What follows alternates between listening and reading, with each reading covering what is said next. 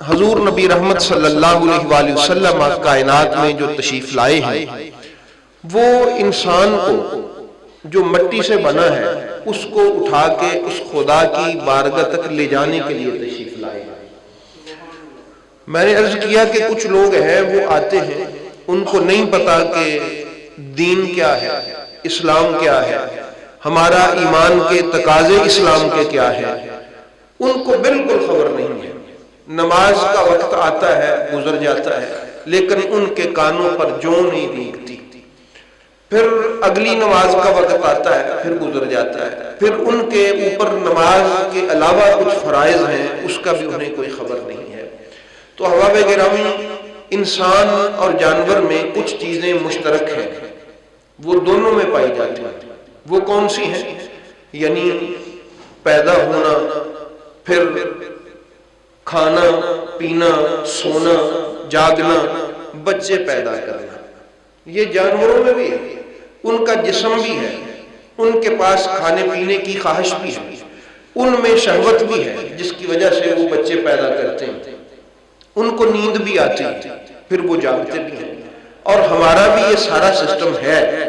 تو ہمیں اللہ نے ان سے الگ مخلوق جو بنایا ہے وہ فقط ایک ہی چیز ہے جو اللہ نے عقل و شعور عطا فرمایا ہے۔ کیا عطا فرمایا؟ عقل و شعور عطا فرمایا۔ بھی ایک شخص ہے وہ عقل سے کام نہیں لیتا، اس کو شعور و آگہی نہیں ہے، اس کو پتہ ہی نہیں ہے کہ میں کیا کرنے کے لیے آیا ہوں، میری زندگی کا کوئی مقصد بھی ہے یا نہیں ہے۔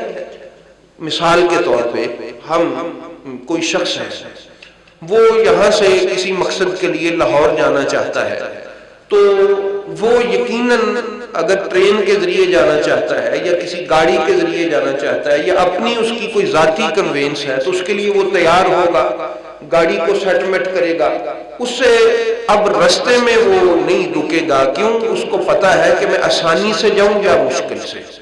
اس کی گاڑی خراب ہو کے پہنچے وہاں تک، یا اس کی گاڑی اعلیٰ طول چلتی ہی چلی جائے اور ایک ہی اپنے اس منزل تک جا کے پہنچ جائے، بہرحال اس کا ایک مقصد تھا، اور اس کا مقصد صرف لاہور پہنچنا نہیں تھا، وہاں بھی اس کو کوئی کام ہوگا۔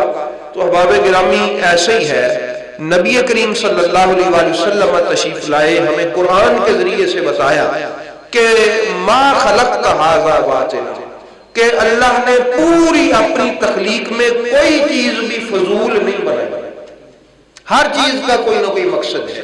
اگر چاند ستاروں کا کوئی مقصد ہے، سورج کا کوئی مقصد ہے، تو انسان تو پھر اشرف مخلوق ہے، انسان تو عظمت والی مخلوق ہے۔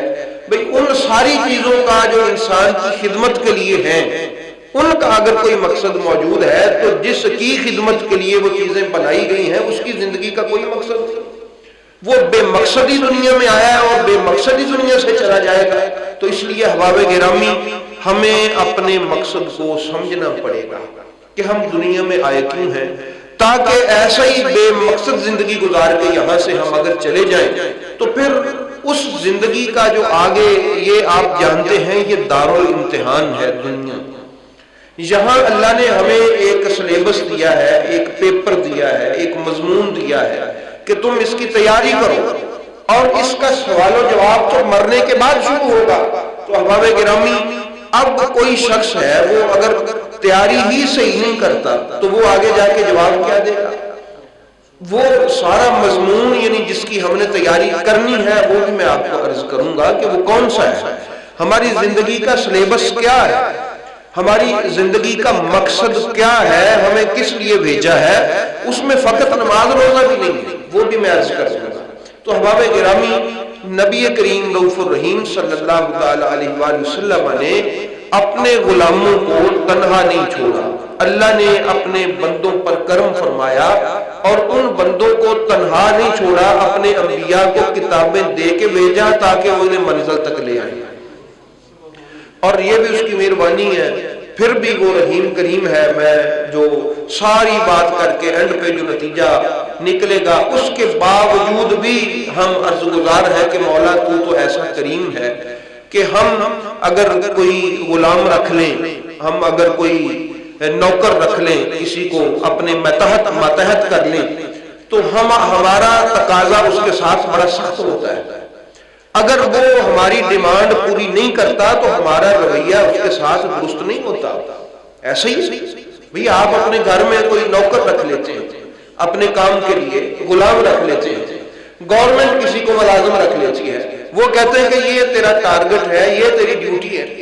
اگر وہ پوری نہیں کرتا تو آپ مجھے بتائیں کہ ہمارا رویہ اس کے ساتھ کیسا ہوگا؟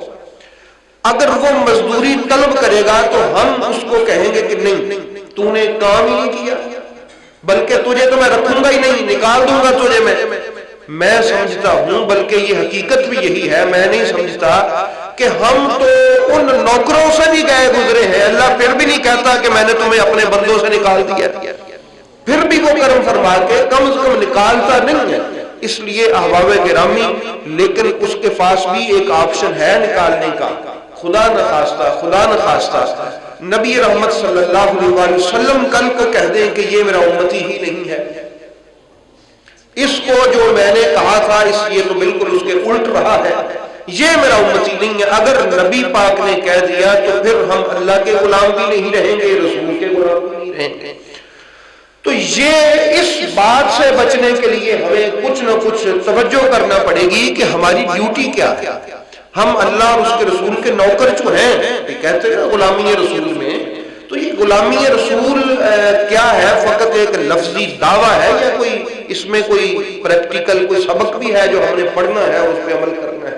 تو احباب گرامی، نبی رحمت صلی اللہ علیہ وآلہ وسلم کا اللہ تعالیٰ نے یہی ارشاد فرمایا کہ محبوب آپ ان کو نصیحت کرتے رہے، کیونکہ ایمان والوں پر نصیحت کارگر ثابت ہوتی ہے. نصیحت کرتے رہے، ان کو سمجھاتے رہے، ان کو بتاتے رہے، ان کو سکھاتے رہے. اب احباب گرامی، نبی پاک سرکار نے فرمایا کہ اللہ نے تو تمہیں پیدا کیا ہے عبادت کے لیے. کس کے لیے پیدا کیا ہے؟ عبادت کے لیے. وما خلقت الجن والانس الا لیعبدون. اللہ نے عبادت کے لیے پیدا کیا ہے.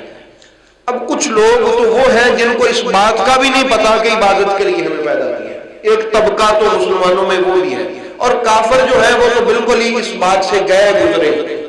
ان کا تو بالکل ایسا کوئی سسٹم ہی نہیں ہے، کیونکہ ان کے پاس تو کلمہ ہی نہیں ہے، عبادت کہاں سے کریں گے؟ وہ اپنے مذہب کے مطابق کرتے بھی رہے تو کوئی فائدہ نہیں ہے. مسلمانوں میں بھی ایک طبقہ ایسا ہے جس کو اس مقصد کا بھی نہیں پتا کہ اللہ نے ہمیں عبادت کے لیے پیدا کیا ہے، ہم نے اللہ کی عبادت کرنی ہے، ہم نے کوئی نماز پڑھنی ہے، کوئی سجدہ کرنا ہے، کوئی تلاوت کرنی ہے، اللہ سے معافی مانگنی ہے. ایک طبقہ تو وہ ہے، اور ایک طبقہ وہ ہے کہ جن کو کچھ نہ کچھ یہ پتا ہے کہ یہ اللہ نے ہمیں عبادت کے لیے پیدا کیا ہے، لیکن وہ بھی صحیح سمجھ نہیں سکے اس مفہوم کو. وہ سمجھتے ہیں کہ ہم نے اٹھ کے تہجد پڑھ لی، فجر کی اذان ہوئی تو نماز فجر ادا کر لی، عشاء کی ہوئی تو عشاء ادا کر لی، یہی سارا پیریڈ ہے. وہ سمجھتے ہیں کہ جو اللہ نے حکم دیا تھا وہ ہم نے پورا کر دیا ہے. اللہ نے کہا تھا تمہیں میں نے عبادت کے لیے پیدا کیا تو ہم نے تہجد بھی پڑھی، ہم نے عشاء بھی پڑھی. روزہ آ گیا تھا، ہم نے روزہ بھی رکھا، اور پھر حج آ گیا تھا، ہم پر فرض تھا، وہ ہم نے وہ بھی کر دیا. لہذا ہم اپنے مقصد میں کامیاب ہیں. نہیں احباب گرامی، ان کو بھی صحیح سمجھ نہیں لگ سکی کہ عبادت کا مفہوم کیا ہے، عبادت کہتے کس کو ہے. وہ بھی اپنے سمجھنے میں غلطی پر ہے. اگر میں ہوں، آپ ہیں، یہ جو جتنے بھی ہم لوگ بیٹھے ہوئے ہیں، میں عرض کر رہا ہوں ایک طبقہ وہ ہے جن کو تو بالکل خبر نہیں، نہ انہوں نے کبھی اذان سنی، نہ کبھی نماز پڑھی، نہ کوئی اور عبادت کی. ان کو تو بالکل وہ بے بہرہ ہے اپنی زندگی سے کہ ہم آئے کیا کرنے کے لیے ہے. اب ان میں اور جانوروں میں کوئی فرق نہیں، ان میں اور جانوروں میں کوئی فرق نہیں. کیوں؟ جانور بھی بچے پیدا کرتے ہیں، وہ بھی بچے پیدا کرتا ہے. جانور بھی سو جاتے ہیں، وہ بھی سو جاتا ہے. جانور بھی کھاتے پیتے ہیں، وہ بھی کھاتا پیتا ہے. اس میں اور جانور میں کوئی فرق ہوگا بھی؟ آپ مجھے یہ بتائیں. تو جانور سے اگر کوئی چیز ممتاز کرتی ہے انسان کو تو وہ تو اس کی عقل ہے نا، جس کو وہ کام میں لائے. اگر اس کے پاس عقل ہے تو پھر اللہ کا حکم ہے کہ عقل کر، میں نے جو تمہیں مقصد کے لیے پیدا کیا ہے اس مقصد پہ آ. وہ نہیں آیا لہذا اس کے پاس عقل ہی نہیں ہے، شعور ہی نہیں ہے، سمجھ ہی نہیں ہے، ٹھیک ہے، اس میں اور ایک جانور میں کوئی فرق نہیں ہے۔ تو احباب گرامی، اب دوسرا طبقہ جس کا میں نے آپ سے ذکر کیا وہ ہے ان لوگوں کا کہ جو نماز پڑھتے ہیں، چلو کوئی تہجد نہیں پڑھتا تو 5 نمازیں پڑھ لیتے ہیں، ان لوگوں کا طبقہ ہے، وہ نفل پڑھ لیتے ہیں، کوئی اور نمازیں پڑھ لیتے ہیں، روزہ وغیرہ رکھ لیتے ہیں۔ یہ طبقہ سمجھتا ہے کہ اللہ نے ہمیں اسی مقصد کے لیے پیدا کیا ہے اور ہم وہ مقصد پورا کر رہے ہیں۔ یہ طبقہ بھی اس بات کو سمجھ نہیں سکا کہ عبادت کیا ہوتی ہے۔ اس نے سمجھا کہ شاید اذان ہو تو نماز پڑھ لے تو عبادت ہو جاتی ہے، فقط یہ حصہ ہی ایک عبادت کا ہے۔ نہیں احباب گرامی، آئیے ذرا اللہ تعالیٰ سے پوچھتے ہیں کہ مولا یہ جو عبادت ہے یہ کیا ہے اور کیسے ہوتی ہے عبادت؟ کیا نماز پڑھ لے، روزہ رکھ لے، سجدہ کر لے اور تلاوت کر لے اس سے عبادت مکمل ہو جاتی ہے؟ اللہ تعالیٰ نے ارشاد فرمایا لیس البر ان تولوا وجوہکم قبل المشرق والمغرب، کہ تم یہ عبادت نہیں ہے فقط کہ تم اپنا منہ کعبے کی طرف کر کے کھڑے ہو جاؤ اور تم کہو کہ ہم نے عبادت کر دی۔ اللہ تعالیٰ نے اس کا انکار کر دیا۔ اللہ نے فرمایا یہ فقط عبادت یہ ہے، لیکن یہ ایسا نہیں ہے کہ آپ کہیں کہ ہم نے یہ کر لیا تو ہماری عبادت پوری ہو گئی۔ عبادت کیا ہے پھر؟ اللہ نے کس کو عبادت کہا ہے؟ دیکھیں اللہ پاک نے واضح طور پر کہہ دیا کہ لیس البر، نیکی فقط اس چیز کا نام نہیں ہے، یعنی عبادت اس چیز کا نام نہیں ہے کہ تم منہ کر لو مشرق کو یا مغرب کو، یعنی نماز پڑھنے کے لیے ہم ادھر کو منہ کر کے کھڑے ہوتے ہیں تو کسی جگہ سے کسی طرف، کسی جگہ سے کسی طرف، ٹھیک ہے، مدینہ طیبہ میں جائے تو وہاں نماز پڑھنے کے لیے جنوب کی طرف منہ کرتے ہیں، تو اللہ نے مثال دی ہے کہ تم مشرق کی طرف منہ کر کے کھڑے ہو جاؤ یا مغرب کی طرف، تمہارے علاقے میں قبلہ جس طرف بھی ہے تو تم کعبے کی طرف منہ کر کے کھڑے ہو کے 2 رکعتیں پڑھ لو، تم کو انہوں نے عبادت کر لی ہے۔ یہ فقط عبادت نہیں ہے، وَلَٰكِنَّ الْبِرَّ، اللہ تعالیٰ بیان کرنے لگا ہے، سنیے گا ذرا غور سے سنیے، وَلَٰكِنَّ الْبِرَّ مَنْ آمَنَ بِاللَّهِ، یعنی پہلے عقیدہ، پہلے کیا ہے؟ عبادت کے لیے پہلے کیا ہے؟ اب اس کو آپ نے توجہ سے سننا ہے، من آمن باللہ والیوم الآخر والملائکۃ والکتاب والنبیین۔ پہلے اللہ نے فرمایا آپ اس کی ہیڈنگ بنا لیں گے، اس کی سرخیاں پہلے ہے، اگر تم عبادت والا کہلوانا چاہتے ہو تو توجہ کرو، عقیدہ ٹھیک ہے تمہارا، تم اللہ پر ایمان رکھتے ہو، تم رسولوں پر ایمان رکھتے ہو، نبیوں پر، کتابوں پر، یوم آخرت پر، جی یا اللہ پر ایمان رکھتے ہیں، تم جو انبیاء کے رسولوں کے مناصب ہے، بلند منصب جو ہے، تم کہیں ان کو اس منصب سے گراتے تو نہیں ہو؟ اللہ نے جو منصب رسولوں کو دیا ہے، کیا ہم ایسے تو نہیں ہیں کہ ہم کہیں کہ نبی کی یہ شان نہیں ہے، یہ بھی شان نبی کی نہیں ہے، ہم ان کی شانیں کم کرتے پھریں؟ یہ ایمان نہیں ہے، اس کا ایمان کامل نہیں ہے، حوالے کیا اس کا ایمان کامل نہیں ہے۔ توحید پر اس کا ایمان ہے، اللہ کو اس نے کیا مانا ہے؟ کیا وہ اللہ کے علاوہ بھی کسی کو یہ تسلیم کرتا ہے کہ مجھے کوئی رزق دے دے گا، میرا کوئی اور بھی پالن ہار ہے، مجھے کوئی اور بھی پال رہا ہے؟ اگر اس نے یہ عقیدہ رکھا ہوا ہے میرا کوئی مرید، میرا کوئی مقتدی، میرا کوئی عزیز، میرا کوئی رشتہ دار وہ مجھے پال رہے ہیں، اگر اس نے یہ عقیدہ رکھا ہوا ہے تو پھر اس کا ایمان توحید پر بھی ٹھیک نہیں ہے۔ اس نے اللہ کو اللہ تو مانا ہے، رب نہیں مانا ہوا اس نے، رب پھر اس نے کسی اور کو مانا ہوا ہے، یہ اس کے ماننے میں شرک کا ایک سسٹم موجود ہے۔ تو اس لیے اللہ تعالیٰ نے فرمایا رسولوں کی ذات ہو، نبیوں کی ذات ہو، اور کتابیں ہیں، اور اس کے بعد فرشتے ہیں، اور قیامت کا دن ہے، پہلے تو تمہارا عقیدہ ان پر درست ہونا چاہیے اگر تم اللہ سے پوچھنا چاہتے ہو کہ عبادت کیا ہے۔ دیکھیں اللہ تعالیٰ نے کوئی چیز نہیں چھوڑی، ہر چیز بیان فرمائی۔ اس کے بعد اب دوسرا درجہ شروع ہوا عقیدے کے بعد، اب ہے عمل۔ پہلے عقیدہ کی اصلاح کرنا، اب ہے اعمال کی اصلاح کرنا۔ اللہ نے فرمایا وَآتَ الْمَالَ عَلَىٰ حُبِّهِ ذَوِي الْقُرْبَىٰ وَالْيَتَامَىٰ وَالْمَسَاكِينَ وَابْنَ السَّبِيلِ وَالسَّائِلِينَ وَفِي الرِّقَابِ۔ نہیں، ہم نے نماز کو سمجھا ہوا ہے یہ عبادت ہے، نماز کی تو ابھی باری نہیں آئی، نماز کو تو جا کے کہیں درمیان میں رکھا۔ فرمایا دوسرا مسئلہ یہ ہے کہ اگر تم نے نیک عمل کرنا شروع کرنے، وہ یہ ہے کہ میں نے تمہیں جو دیا ہے تو اس میں سے خرچ کرتا ہے، یتیموں پر، غریبوں پر۔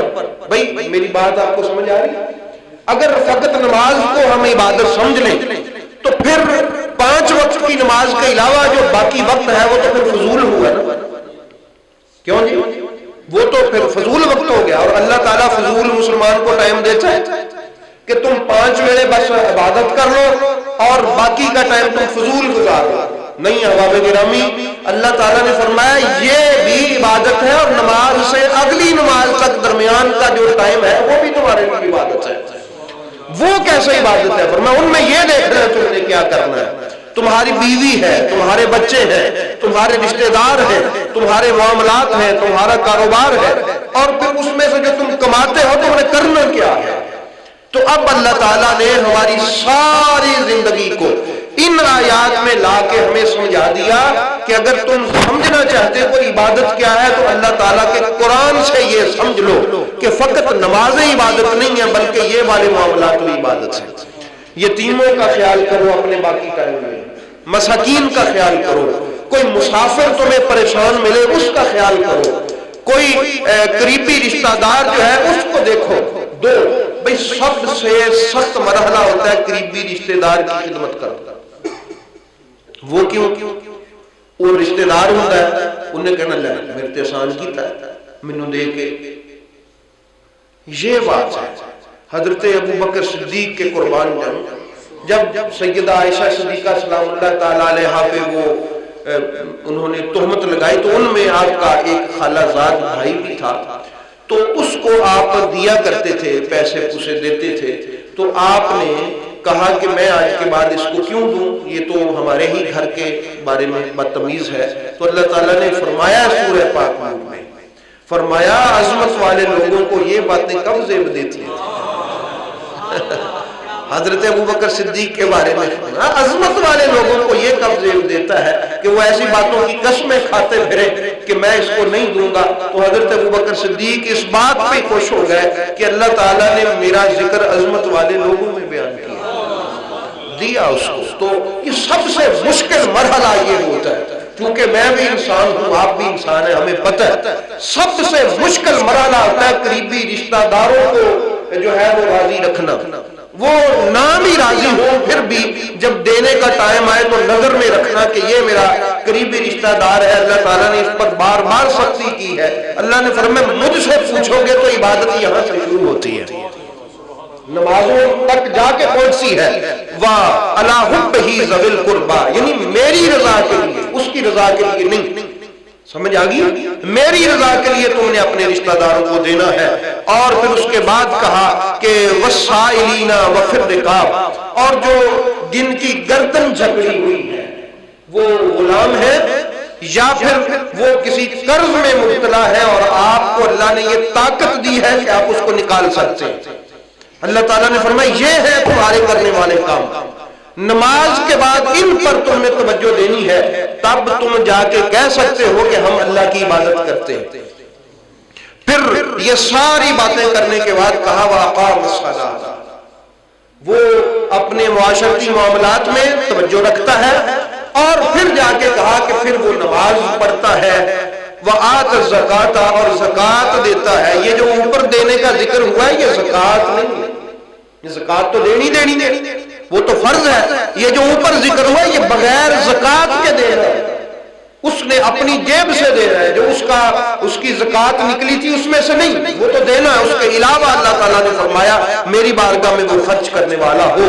تو احباب گرامی اللہ تعالیٰ نے فرمایا وَالْمُوفُونَ بِعَهْدِهِمْ إِذَا عَاهَدُوا، کہ تم کاروبار کرتے ہو، تم رشتہ داری کرتے ہو، تم آپس میں ایک دوسرے کے ساتھ معاملات کرتے ہو، میں رب تمہیں کہتا ہوں کہ عبادت یہ ہے کہ جو وعدہ کرو اس کو پورا کرنے والا بھی ہو۔ یہ دیکھیں عبادت کا سسٹم آپ کو سمجھ آ رہا ہے؟ یہ اللہ تعالیٰ ارشاد فرما رہا ہے کہ یہ ساری چیزیں تم اپنے سرکل میں لے کے آؤ گے تو تب جا کے تم مقصد زندگی تک پہنچ سکو گے کہ ہماری حیات کا، ہماری زندگی کا، دنیا میں آنے کا مقصد کیا ہے۔ اللہ تعالیٰ یہ تو چاہتا ہی نہیں ہے کہ تم نماز پڑھو اور نماز کے بعد کا وقت فضول گزار دو۔ ایک نماز سے دوسری نماز تک کے درمیان کا جو عرصہ ہے وہ تمہارا فضول ہو، وہ بے مقصد ہو، وہ کسی کام کا نہ ہو۔ اللہ پاک نے فرمایا جب تم اس ٹائم کو بھی کام میں لے آؤ جو تمہارے لمحات زندہ ہو جائے، تم قیامت والے دن آؤ تو تمہاری نمازوں کے علاوہ باقی لمحات بھی زندہ ہو، میں کہوں دیکھو میرا زندہ بندہ آیا ہے۔ یہ وہ تھا جس نے اپنے وقت کو زندہ کر کے رکھا ہے۔ تو احباب گرامی، یہ اللہ تعالیٰ نے ارشاد فرمایا کہ اپنے جو وعدے کرتے ہو، تمہارے اگریمنٹ ہیں وہ بزنس کے ہوں، کاروبار کے ہوں، تمہاری رشتہ داری کے ہوں، دوستی کے ہوں، کوئی بھی تمہارے معاہدے ہیں، اللہ تعالیٰ نے فرمایا معاہدوں پر پورا اترنا یہ ہے۔ وَالصَّابِرِينَ فِي الْبَأْسَاءِ، سخت وقت آ جائے تو صبر کرنا، سخت وقت آ جائے تو کیا کرنا؟ صبر کرنا۔ بھئی اللہ تعالیٰ نے فرمایا تِلْكَ الْأَيَّامُ نُدَاوِلُهَا بَيْنَ النَّاسِ، یہ جو ایام ہے نا زندگی کے، یہ ہم مختلف قسم کے ہیں لوگوں کے درمیان میں سے گزارتے ہیں۔ اللہ تعالیٰ نے یہ تو کہا ہی نہیں ہے کہ ہم جو کلمہ پڑھ لیں ہم اس کو پھولوں کی سیج پہ بٹھا دیتے، نہیں، یہ نہیں کہا اللہ تعالیٰ۔ اللہ مسلمان کو تیار کر رہا، اللہ پاک فرماتا ہے ہر وقت تیار ہے، کبھی بھی تجھ پر کوئی مصیبت آ سکتی ہے، ذہنی طور پہ تیار ہے۔ اور آپ کو پتہ ہے ایک شخص پر ناگہانی آفت آ جائے اور ایک ذہنی طور پہ تیار ہونے میں فرق ہوتا ہے، فرق ہوتا ہے۔ تو اس لیے احباب گرامی اللہ پاک مسلمان کی تربیت کرتا ہے، قرآن تربیت کرتا ہے، میرے محبوب تربیت کرتے ہیں کہ یہ مشکل وقت کبھی بھی تم پر آ سکتا ہے، یہ جو نعمتیں تمہیں دی ہیں یہ کبھی واپس بھی نہیں جا سکتی۔ یہ ذہن میں رکھیں کہ اللہ تعالیٰ بندے کو آزماتا ہے، بعض مرتبہ اس کے گناہوں کی وجہ سے اس پر سختیاں آتی ہیں۔ کس وجہ سے؟ من اعرض عن ذکری فإن له معیشۃ ضنکا، قرآن پاک کے الفاظ ہیں کہ جو میرے ذکر سے اعراض کرتا ہے، پیچھے ہٹتا ہے، بھول جاتا ہے میرے ذکر کو، اللہ پاک نے فرمایا میں اس کی زندگی تنگ کر دیتا ہوں۔ کیا کر دیتا ہوں؟ زندگی تنگ سے مراد یہ نہیں ہے کہ اس کی آمدنی کم ہو جاتی ہے یا اس کو کوئی بزنس میں گھاٹا پڑ جاتا ہے، خسارہ ہو جاتا ہے یا اس کی دکان بند ہو جاتی ہے، نہیں، اللہ تعالیٰ کرتا یہ ہے کہ اس کے ماتحت جو ہوتے ہیں، اس کا بیوی ہو، اس کے بچے ہوں، اس کے ملازمین ہوں، وہ اس کے نافرمان کر دیتا ہے اللہ تعالیٰ۔ تو جب ایسا شخص کہ اس کے پاس پیسے بھی ہے، روپیہ بھی ہے، بینک بیلنس بھی ہے، گاڑی بھی ہے، اچھی رہائش بھی ہے، اس کی بیوی اس کی بدتمیز بن جاتی ہے، وہ اس کی فرما بردار نہیں رہتی کسی بھی معاملے میں، اس کے بیٹے اس کے ساتھ بدتمیزی کریں وہ اس کے فرما بردار نہیں رہتے، اس کے ملازم اس کے آگے بدتمیزی کریں۔ اب مجھے بتائیں کیا اس کی زندگی میں سکون ہے؟ کیا اس کے پاس وہ جو آرائش ہے، آسائشیں ہیں، وہ اس کو سکون دے سکیں گی؟ اللہ نے فرمایا ڈرو مجھ سے، یاد رکھو یہ معاملہ کہ میں کسی بھی طرح سے تمہیں زندگی میں تنگی میں مبتلا کر سکتا ہوں، وہ تمہارے گناہوں کی وجہ سے۔ کس وجہ سے؟ یہ میں نے تو عرض کیا، ہمیں یاد رہے یہ بات، ہم یاد رکھیں اس بات، ذہن میں رکھنا یہ اللہ تعالیٰ نے فرمایا، اور اگر پھر بھی کوئی نہ سدھرے، نہ لائن پہ آئے تو اس کے لیے اور بھی سخت سزا ہے۔ اسی آیت میں نحشرہ وجوہہ یوم القیامۃ اعمی، اللہ نے فرمایا اگر تو اس کو یہ بات سمجھ آ گئی کہ یہ تھا میرے گناہوں کا وبال مجھ پر، اس نے معافی مانگ لی تو ٹھیک ہے، اگر نہ سمجھ آئی تو پھر ہوگا کیا؟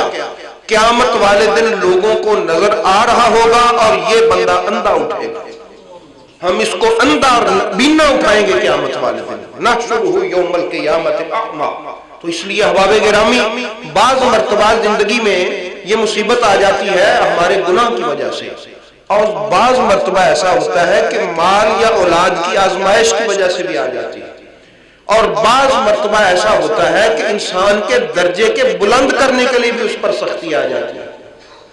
ایک بندہ عرض کر دیتا ہے کہ مولا مجھے نا قیامت والے دن اپنے نبی کے پاس جگہ دے دو۔ اب یہ تو بڑا رتبہ بہت بڑا ہے، اور ہم ہیں کہ ہم اس قابل ہی نہیں ہیں عملی طور پہ، اس کے لیے تو کون ہو سرکار کے صحابہ جیسا، تو احباب گرامی کون ہو اولیاء کرام جیسا؟ پھر اللہ تعالیٰ ایسا کرتا ہے کہ اس بندے پر کوئی نہ کوئی سختی باز مرتبہ لے آتا ہے، اس کی کوئی نہ کوئی نعمت واپس لے لیتا ہے، اس سے کوئی نہ کوئی اللہ تعالیٰ سہولت واپس لے لیتا ہے، جس سے اس پر پریشانی آتی ہے تو اللہ نے فرمایا عبادت میں وہ ہے جو اس پریشانی میں بھی صابر ہو۔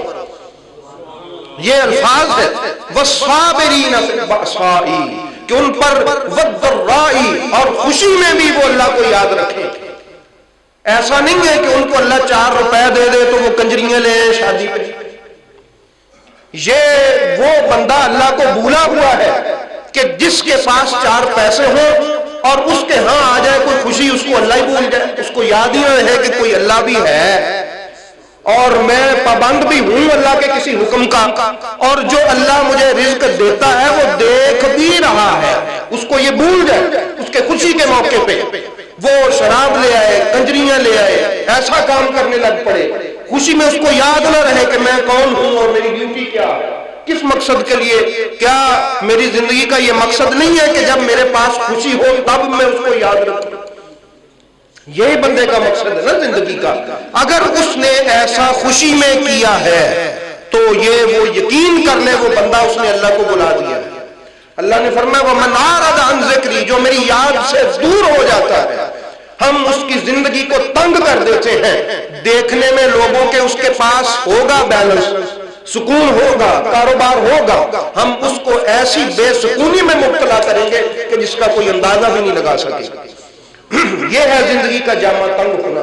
اس لیے احباب گرامی وہ بے نیاز ہے، اس کی پکڑ سے ہمیشہ انسان کو ڈرنا چاہیے، یہ ذہن میں رکھنا چاہیے۔ اللہ تعالیٰ نے فرمایا وحین الباس، اور جب کبھی سختی ہو جہاد کی، جنگ کی، تب بھی وہ صبر کرے، وہاں سے بھی پیچھے نہ ہٹے۔ جب یہ ساری چیزیں میں نے آپ سے کہا کہ عقیدہ ٹھیک ہو، یہ والے اعمال ہوں نماز کے علاوہ بھی، اللہ نے فرمایا اولئک الذین صدقوا، یہ ہیں سچے اپنے دعوے میں کہ ہم اللہ کی عبادت کرتے ہیں۔ یہ سچے وہ طبقہ جو یہ سمجھے کہ ہم نے نماز پڑھ لی ہے اور اپنے جو معاشرتی حقوق ہیں وہ ادا نہیں کیے، برادری کے یا دیگر جو ہمارے سماجی معاملات ہیں ان پر ہم نے توجہ نہیں کی، وہ شخص یہ دعویٰ نہ کرے کہ ہم نے اللہ کی عبادت کی ہے۔ اللہ نے فرمایا میں نے تو تمہیں دنیا میں بھیجا ہی اپنی عبادت کے لیے، اور عبادت یہ ہے۔ آپ کو میری ساری وہ جو شروع سے دوست احباب تشریف فرما ہے ان کو یہ بات سمجھ آ جانی چاہیے کہ عبادت یہ ہے کہ اللہ تعالیٰ کی یہ جو سجدوں والی عبادت بھی کرنا، تلاوت بھی کرنا، اور ساتھ میں یہ جو پوری لسٹ قرآن کریم میں اللہ تعالیٰ نے ارشاد فرمائی ہے اس پر بھی توجہ رکھنا۔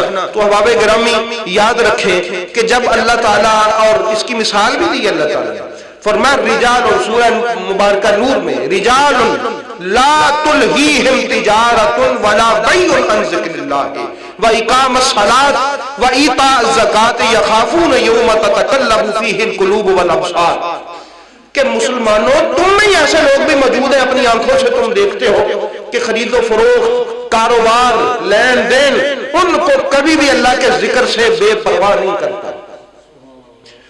اپنا کاروبار کر رہے ہو وہ تب بھی اللہ کو یاد کرتے ہیں، منافع لے رہے ہو تب بھی اللہ کو یاد کرتے ہیں، دے رہے ہو تب بھی اللہ کو یاد کرتے ہیں۔ اللہ تعالیٰ نے فرمایا کیوں؟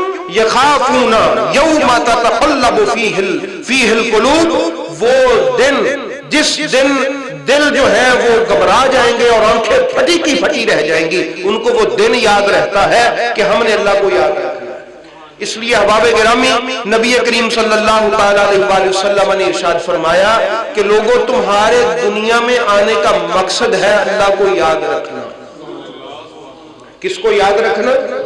آپ کاروبار کر رہے ہو تب بھی اللہ کو یاد رکھنا، آپ اپنی رشتہ داری نبھا رہے ہو تب بھی اللہ کو یاد رکھنا، آپ سفر کر رہے ہو تب بھی اللہ کو یاد رکھنا۔ یعنی مسلمان کی زندگی کا مقصد ہی اللہ تعالیٰ نے یہ بنایا کہ تو دنیا میں جا اور مجھے یاد رکھ اور پھر حسن کمال حاصل کر۔ یہ صورت تو اللہ نے بنا دی، خوبصورت صورت بنا دی ہماری، اللہ تعالیٰ نے انسان بنا دیا ہمیں۔ اب اللہ نے فرمایا خلق میں نے تمہیں خوبصورت دیا ہے، خلق تم خود بنا کے لاؤ۔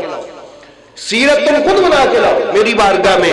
اس لیے احباب گرامی، مقصد ہے مسلمان کا اللہ کی رضا حاصل کرنا۔ کیا حاصل کرنا؟ یہ سارا کچھ کرنا تو کس کے لیے کرنا؟ یہ مقصد ہے۔ یہ کیا ہے؟ یہ مقصد ہے۔ تو احباب گرامی، میں آپ کو عرض کر دوں، آپ میں جتنے بھی آپ لوگ تشریف فرما ہیں، آپ کا دل کرتا ہے کہ رسول پاک آپ کو نگاہ رحمت سے دیکھیں؟ کیوں بھئی؟ سارے لوگوں کا دل کرتا ہے۔ اور رسول پاک اپنے قریب رکھیں، دل کرتا ہے۔ میں اللہ تعالیٰ نے وہ راز سے پردہ اٹھایا قرآن میں، جس پر میرے رسول کی نگاہ ہوتی ہے، جس پر میرے رسول کی نگاہ ہوتی ہے۔ کس پر ہوتی ہے میرے رسول کی نگاہ؟ اور اللہ تعالیٰ نے ارشاد فرمایا، اور اس میں سے میں وہ بھی ایک بات عرض کر دوں گا کہ جس سے رسول کی نگاہ ہٹ جائے وہ تباہ ہو جاتا ہے۔ آئیے ذرا قرآن پاک سے پوچھتے ہیں کہ یا اللہ، رسول پاک کی نظر کن پر ہوتی؟ اللہ تعالیٰ نے اپنے محبوب کریم علیہ السلام کو فرمایا، وَاصْبِرْ نَفْسَكَ مَعَ الَّذِينَ يَدْعُونَ رَبَّهُمْ۔ محبوب ایسا کریں جو لوگ اپنے آپ اپنے رب کو یاد کرتے رہتے ہیں نا، اپنے رب کو پکارتے رہتے ہیں، اپنے اللہ کا نام جپتے رہتے ہیں، اس کی عبادت سے غافل نہیں ہوتے، اپنے آپ کو ان کے ساتھ ساتھ رکھیں، اپنے آپ کو ان کے ساتھ روکے رکھیں۔ یہ ایک شان نزول کے اعتبار سے تو پورا ایک واقعہ ہے جب یہ آیت نازل ہوئی تھی، لیکن اس کا حکم قیامت تک کے لیے ہے۔ فرمایا محبوب آپ اپنے آپ کو ان لوگوں میں رکھیں جو اللہ تعالیٰ کو پکارنے کے عادی ہیں۔ تو احباب گرامی، اس سے پتہ چلا کہ آج بھی معیت مصطفیٰ ان لوگوں کو حاصل ہے جو میرے اللہ کو پکارتے رہتے ہیں، جو یدعون ربہم کے مصداق ہیں۔ اللہ تعالیٰ کو اللہ کا حکم ہے اپنے نبی کو، کیا میرا نبی اللہ کے حکم کا پابند نہیں؟ جو اللہ حکم کر دے میرے نبی اس سے دائیں بائیں ہوتے ہیں؟ نہیں، سب سے زیادہ پابندی تو میرے مصطفیٰ نے کر کے دکھائی ہے۔ نبی خدا کا پابند ہے۔ فرمایا محبوب وَاصْبِرْ نَفْسَكَ مَعَ الَّذِينَ يَدْعُونَ رَبَّهُمْ، اپنی جان کو، اپنے آپ کو، اپنی ذات کو ان لوگوں کے ساتھ ساتھ رکھے جو اللہ اللہ کرتے رہتے ہیں، جو اللہ کو پکارتے رہتے ہیں۔ اس سے اگلے الفاظ وَلَا تَعْدُوا عَيْنَاكَ عَنْهُمْ، قرآن پاک کے الفاظ ہیں وَلَا تَعْدُوا عَيْنَاكَ عَنْهُمْ۔ فرمایا محبوب آپ اپنی نظریں ان سے کبھی نہ ہٹانا جو مجھے یاد کرتے رہتے ہیں۔ آپ اپنی نظریں کبھی نہ ہٹانا اپنے خوش بخت لوگوں سے، ان کو اپنی نگاہ رحمت میں رکھنا، ان کو اپنے نگاہ کرم میں رکھنا۔ یا اللہ کن کو؟ فرمایا ان کو جو مجھے یاد کرتے رہتے ہیں۔ ترید زینت الحیات الدنیا، تو فرمایا محبوب آپ ان لوگوں کو اپنی آنکھوں سے جو اس دنیا کو دنیاوی زینت سمجھ لیں، ان کی بات نہیں ہے، لیکن جو اللہ تعالیٰ کو پکارتے رہتے ہیں، یاد کرتے رہتے ہیں، اس کی عبادت کرتے رہتے ہیں، ان لوگوں کو اپنی نگاہ رحمت میں رکھا کریں۔ آپ کی آنکھ کبھی ان سے پھر نہ جائے۔ پیر کرم شاہ صاحب رحمۃ اللہ تعالیٰ علیہ نے تفسیر ضیاء قرآن شریف میں اس آیت کریمہ کی شرح میں بڑی خوبصورت بات لکھی۔ ان کا تعدو یہ مؤنث کا صیغہ ہے، عیناک، تیری نظریں پھر نہ جائیں، یعنی یہ نہیں کہا کہ تو پھیر نہ لے، یہ کہا کہ محبوب ایسا نہ ہو کہ تیری کہیں توجہ نہ ہو، بے دھیانی میں تیری آنکھ ان سے پھر جائے۔ پھیرتا تو نہیں ہے اپنے غلاموں سے اپنی آنکھیں، رکھتا تو ہر وقت اپنی نگاہوں میں ہے، لیکن کہیں ایسا نہ ہو کہ کہیں آپ کا دھیان نہ ہو اپنے ان غلاموں پر جو مجھے یاد کرتے رہتے ہیں۔ محبوب جو لوگ مجھے یاد کرتے رہتے ہیں، میرا یہ حکم ہے کہ آپ ان کو اپنی نگاہ میں رکھا کریں۔ تو اب آپ مجھے یہ بتائیں سارے دوست احباب، بھئی امتی ہیں ہم سب، نبی پاک کے خیال ہے نا کہ نبی پاک ہمیں اپنی نگاہ میں رکھے؟ تو اس کا اللہ نے راز کیا بتایا ہے کہ کن کو نبی اپنی نگاہوں میں رکھتا ہے؟ ان کو جو اللہ کو یاد کرتے رہتے ہیں، جو اللہ کو پکارتے رہتے ہیں، اپنے گناہوں کی وجہ سے، اپنے اعمال کی وجہ سے، اپنا معبود ہونے کی وجہ سے، مسجود ہونے کی وجہ سے، خالق ہونے کی وجہ سے، کہ یہ ساری نعمتیں اسی نے ہمیں عطا فرمائی ہیں اور وہ اس قابل ہے کہ ہم اس کو یاد کریں۔ فرمایا محبوب وَلَا تَطْرُدِ الَّذِينَ يَدْعُونَ رَبَّهُمْ بِالْغَدَاةِ وَالْعَشِيِّ يُرِيدُونَ وَجْهَهُ، کہ آپ اپنے آپ کو ان لوگوں کو اپنی ذات سے دور نہ فرمائیں. اس آیت میں بھی وہی کہا پرے نہ کر دے, کہیں پیچھے نہ کر دے ان لوگوں کو جو میری رضا کے لیے میری عبادت کرتے رہتے ہیں, جو میری رضا کے لیے کیا کرتے رہتے ہیں, میری عبادت کرتے رہتے ہیں. تو احباب گرامی پتہ چلا کہ یریدون وجہ, اللہ کی رضا کے لیے اللہ کی عبادت کرتے رہنا, یہ ہے ہمارے دنیا میں آنے کا مقصد. اور وہ عبادت میں نے آپ کو بتا دی ہے کہ فقط نمازیں عبادت نہیں, فقط روزہ رکھ لینا عبادت نہیں, فقط حج کر لینا یا زکوٰۃ دے دینا عبادت نہیں. وہ اوپر سے اللہ تعالیٰ نے شروع فرمایا کہ اپنے عقیدے کی اصلاح رکھنا اور اپنے معاشرتی سماجی تمام معاملات پر نظر رکھنا, ضرورت مندوں کی ضرورت کا خیال رکھنا, اپنی رشتہ داری کا خیال رکھنا, یہ ساری چیزیں کرنے کے بعد پھر نماز پڑھنا اور زکوٰۃ دینا اور سختی پر صبر کرنا. سختی پر کیا کرنا, یہ نعمتیں ہمیں دی کس نے؟ اور بعض مرتبہ اللہ تعالیٰ کوئی نعمت واپس لے لے تو وہ بھی اس لیے ہوتی ہے کہ یہ بندہ ٹھیک ہے دنیا میں پریشان ہو لے, لیکن اس کو خبر نہیں ہے کہ اس کی یہ جو میں نے نعمت واپس لی ہے, یہ جب قیامت والے دن آئے گا میں اس کو اس کے مقابلے میں کتنا بڑا اجر عطا فرما دوں. تو یہ اس لیے احباب گرامی کوئی سختی آ جائے تو اس وقت صبر رکھنا, خوشی کا موقع آ جائے تو اللہ کو بھول نہ جانا. یہ ساری عبادات ہیں جو اللہ نے ذکر کی. کس نے ذکر کی ہیں؟ تو یہ ہے ہماری زندگی کا مقصد کہ اپنے تمام لمحات میں اللہ تعالیٰ کو یاد رکھنا اور اس کی رضا کے لیے کرنا جو کچھ بھی کرنا. تو فرمائے یہ ایک مسلمان کی زندگی کا مقصد ہے. مسلمان کی زندگی کا کیا ہے؟ مقصد ہے. بھئی ہمارا جسم ہو, آخری بات ہے, یا ہماری روح ہو, وہ یا تو تین چیزیں اس میں ہوتی ہیں, یا تو پھر وہ زندہ ہوتا ہے, یا پھر وہ جو صحت مند ہوتا ہے, یا پھر وہ سویا ہوا ہوتا ہے, یا غافل ہوتا ہے, یا زندہ ہوتا ہے یا مرا ہوتا ہے, یا صحت مند ہوتا ہے یا بیمار ہوتا ہے. یہ 6 حالتیں ہیں اور یہ 6 کی 6 حالتیں جسم کی بھی ہیں اور روح کی بھی ہیں. جسم صحت مند ہوتا ہے اچھی خوراک کی وجہ سے, اور روح صحت مند ہوتی ہے اللہ کے ذکر کی وجہ سے. جسم مر جاتا ہے کوئی غلط چیز کھانے کی وجہ سے, روح مر جاتی ہے جب اللہ سے تعلق ٹوٹ جائے. یہ ذہن میں رکھیں. اور جسم سو جاتا ہے تھک کے, اور روح بھی اس وقت بیدار نہیں ہوتی جب وہ بندہ اللہ تعالیٰ کی پاک بارگاہ سے کچھ دور ہوتا ہے. تو روح بیدار ہو تو بات بنتی ہے. اس لیے احباب گرامی اس ساری بات کا مقصد ہے اللہ کو یاد رکھنا. ہم اپنے نجی معاملات میں, گھریلو, آئلی, سماجی, معاشرتی جتنے بھی معاملات ہیں ان کو یاد رکھ کے اللہ کو سجدہ کریں. یہ ہماری عبادت ہے اور یہی ہمارے آنے کا مقصد ہے. فقط ہم دنیا میں بیکار نہیں آئے. اللہ تعالی ہمیں اس بات کو سمجھ لینے کی توفیق عطا فرمائے.